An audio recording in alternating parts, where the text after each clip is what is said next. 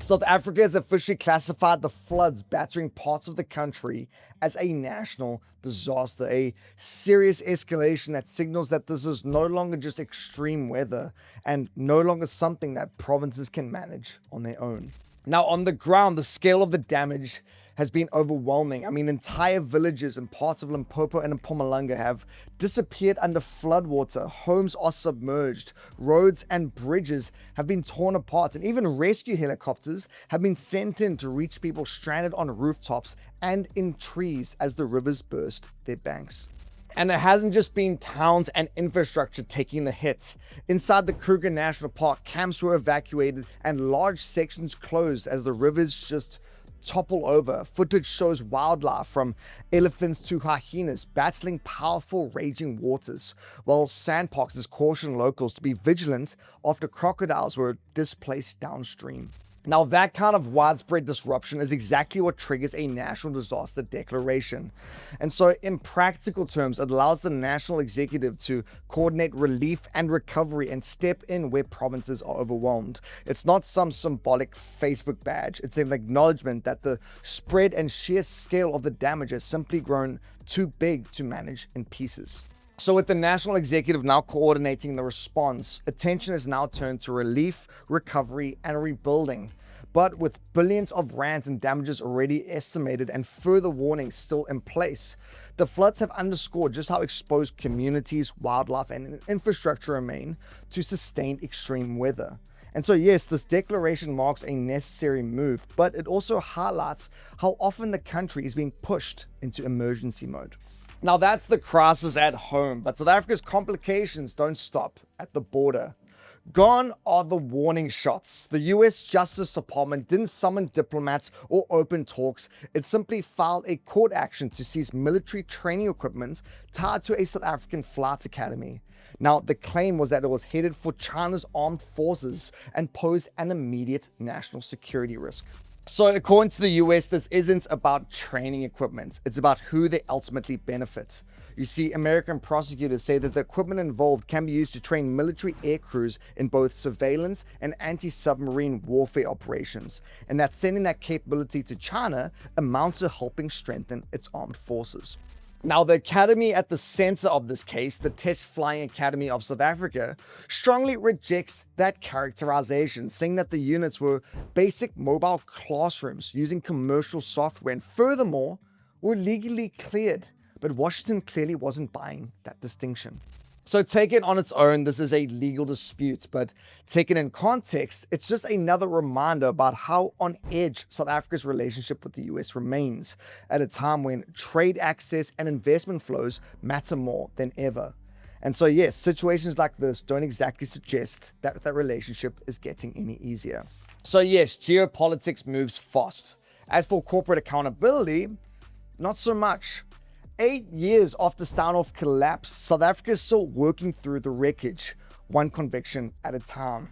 This week, a former director at a standoff subsidiary was sentenced to 5 years in prison for his role in inflating the company's financials. It's yet another incremental moment in a scandal that wiped out billions in value overnight and sent shockwaves throughout the entire corporate sector. So this specific case centers on a former director at Standoff at work who admitted pushing through a fake 376 million rand invoice through the company's books in 2016. And so simply put, he signed off on paperwork for a transaction that never actually happened, making it look like Standoff had earned money that it hadn't.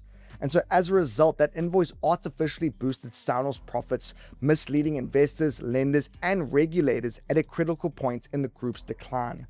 He pleaded guilty and will serve direct prison time.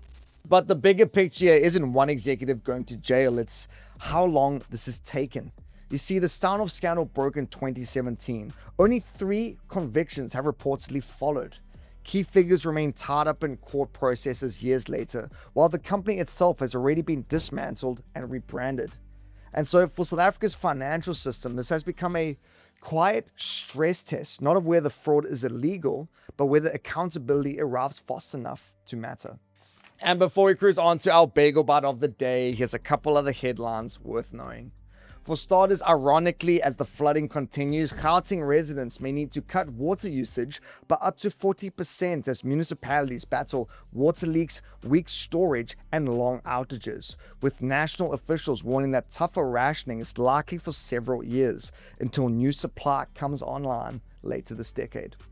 Severe winds and operational failures at the port of Cape Town have crippled fruit exports at peak season, forcing costly rerouting to Eastern Cape ports, damaging international reputations and pushing industry losses beyond 350 million rand so far. And Capitec has become the fastest South African company to reach R500 billion market valuation, closing in on FirstRand after rapid share price appreciation, strong earnings growth, and a client base that's expanded from 600,000 in 2006 to 25 million today. We will likely cover this in more detail in tomorrow's show. And just a quick side note, you know how it goes. If you're enjoying the show, please can I ask that you like and subscribe. It's the only way we grow. You can also join our awesome community, by the way, the Bagel Community Broadcast channel on Instagram or on YouTube under the Post tab. This is where we share behind the scenes stuff, trivias, and sometimes ask for your inputs on the show. And so if you want to help shape the show and the news we cover, that's the place to do it. So get involved. And on to our bagel bite of the day. I hope you're paying attention in biology. Let's see what you got. The question is, what is the name of the process by which plants lose water through their leaves? Is it A, evaporation, B, transpiration, or C, photosynthesis? We'll give you the answer at the end of the show.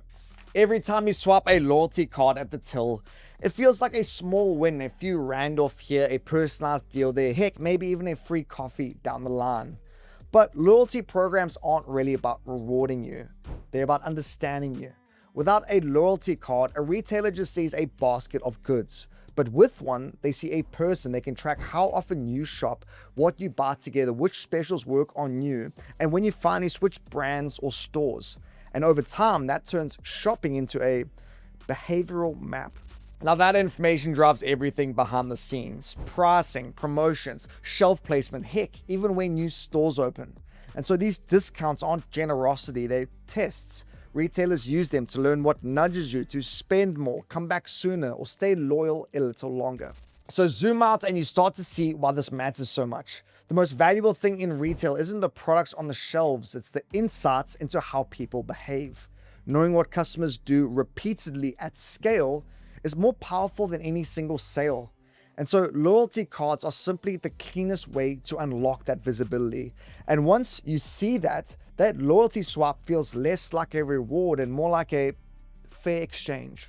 And as for that bagel bite, the answer is transpiration, the quiet system that lets plants cool themselves, move nutrients, and keep growing.